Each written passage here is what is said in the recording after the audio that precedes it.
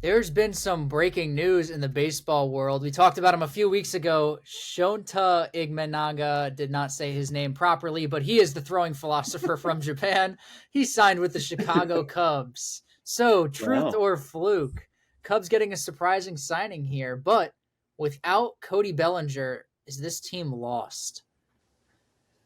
I'm going to say truth. And when I ask this question, it's because this guy, dude is a pitcher. Yes, they got another arm for themselves. However, Cody Bellinger was electric in that lineup. He was their number 3 hitter, and they have not spent a dollar outside of this dude all offseason.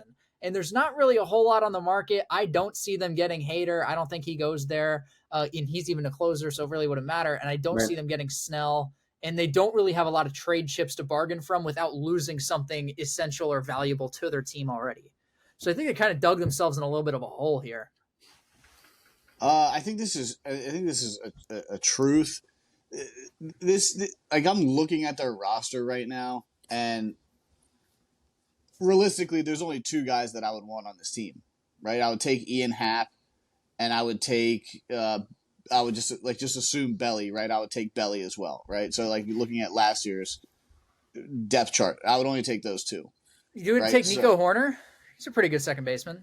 He bats like I 300 every year. I can find a fucking second baseman anywhere, dude. Like, you know what I mean? I would. Ian Happ is a switch hitting outfielder, and Belly is a lefty, right? So if I'm a Yankees fan, which I am, see, those are the 2 that I would take. Seiya Suzuki. I mean, maybe. I just He had a better first year than last year, yeah. yeah. So like your addition of Craig Counsell is gonna be the difference. I don't Yeah, think so. that's my big knock. I think it's truth, Jedi. I think both you boys hit it right on the head.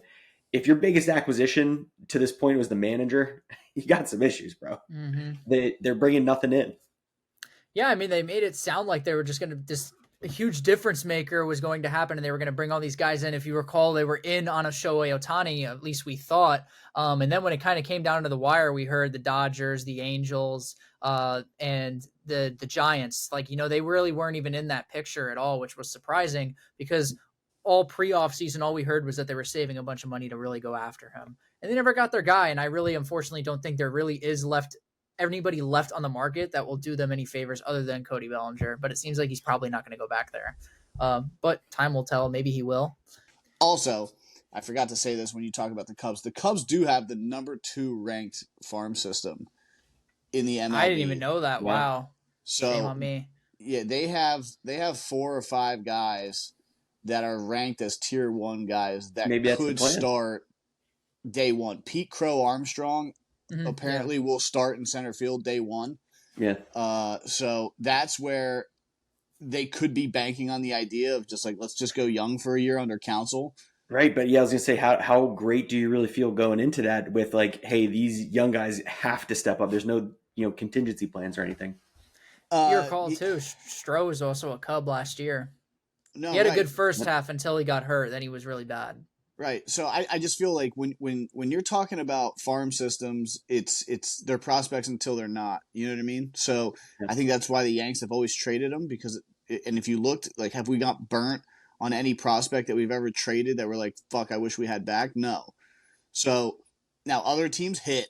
You know what I mean? The Diamondbacks fucking hit.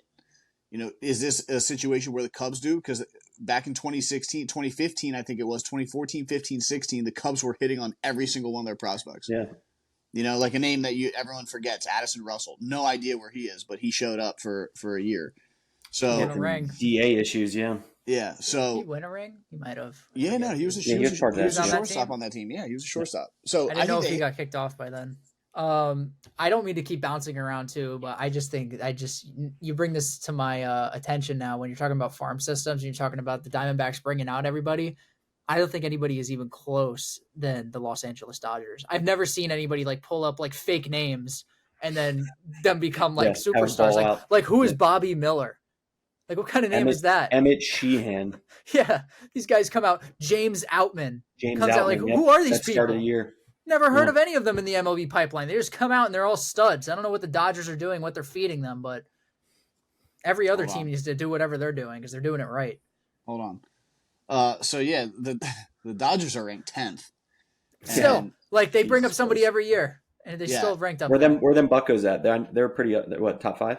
And allow me to tell you, Dalton Rushing is their number one prospect, who is a catcher. Hit 310 with 23 home runs, 62 RBIs in 64 games in his junior year at Louisville. Sounds about right. So, that could be a dude for them here soon. What position is he? He's a catcher. Of course. And did you see they signed Teoscar Hernandez too? Yeah, I mean, Yeah. Dude, they're going all in, dude. That was a weird. That was a weird he's- signing. No, just it's 1 not. year. He's DH. He's also a platoon guy. He'll hit lefties. Yeah.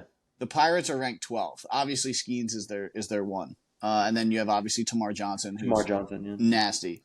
You know, it's Saul funny Meadows enough. up there, yeah. I was talking about this with my friends. My friends from New York came down to hang out this weekend. It was fun, but we were talking a lot about the Yankees, talking a lot about baseball and this offseason so far.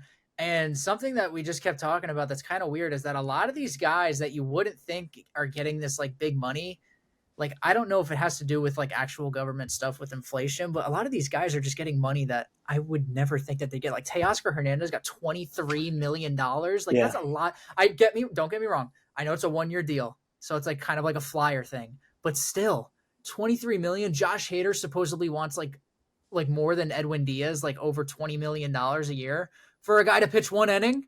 Yeah, but like where are we going with baseball? Like this has to stop. This is getting crazy. No, but we talked about this before, even like regarding the NBA. Like the Knicks have a guy, and Jedi, I know you know nothing about the Knicks, but the Knicks have a guy named Evan Fournier.